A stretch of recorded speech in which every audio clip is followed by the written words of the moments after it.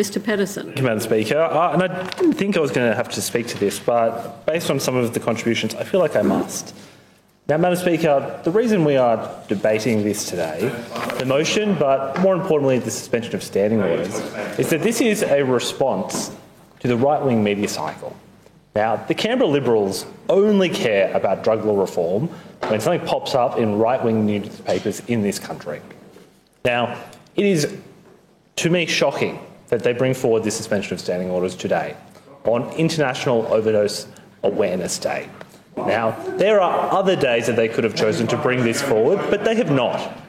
Now, I've got very strong opinions on drug law reform, and they have been canvassed widely in this place. There was the report by the Education, Employment, Youth Affairs Committee. You warned. Again, Mr Hanson, it's just irritating. Now, I don't believe this is a genuine attempt to have this debate. This is simply a response to some newspaper articles that they read a couple of days ago, and they've chosen today to try and suspend standing orders. Not Tuesday, not Wednesday. They had the ability to schedule this motion for debate, and they did not do that. This is a stunt. Now, I have to reflect on some of the comments that some members have made. Now, I have always been very open with my views in this space.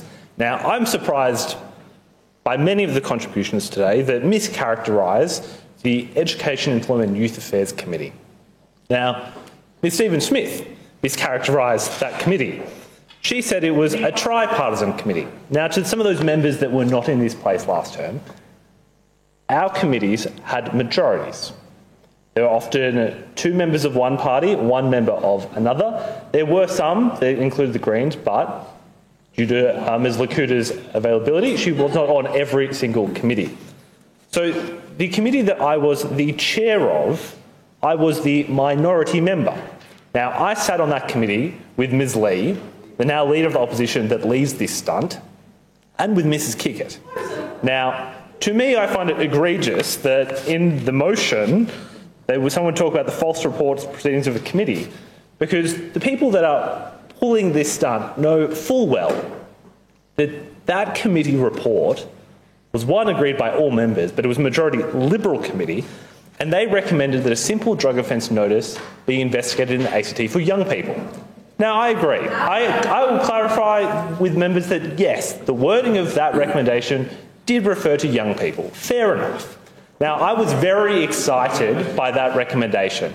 I thought that the Canberra Liberals were going to reclaim their legacy of drug law reform. Now, I came into this place 1 week later.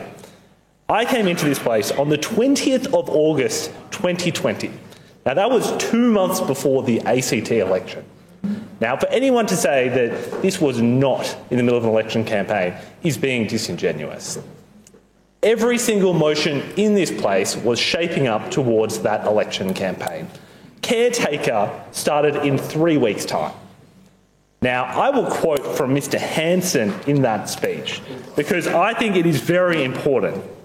Now, there's this narrative that's getting spread right now that this was done quietly, and that was the result of the actions of this government. Now, that is not true. I will broadly agree that this issue was not shouted from the rooftops, but that was a consequential decision of actions of the Canberra Liberals. Now, to quote Mr Hanson in his speech, he said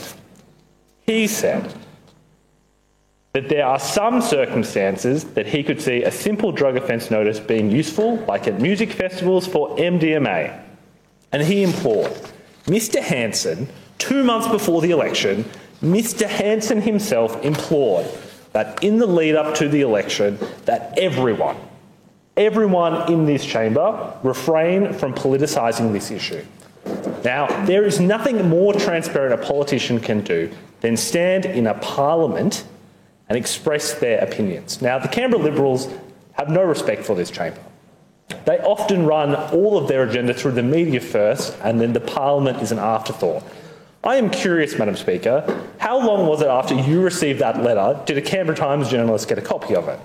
Now, to me, that goes to the intent of the Canberra Liberals. They do not care about this parliament.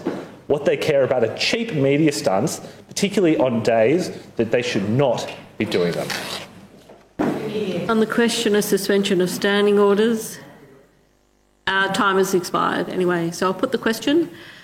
Those in favour of suspending standing orders say aye. To the contrary, no. No. The noes have it. The noes have it. There's no suspension. We'll move through. Mr. Gentleman, you have the call. Thank you, Madam Speaker. I present, pursuant to Standing Order 2, item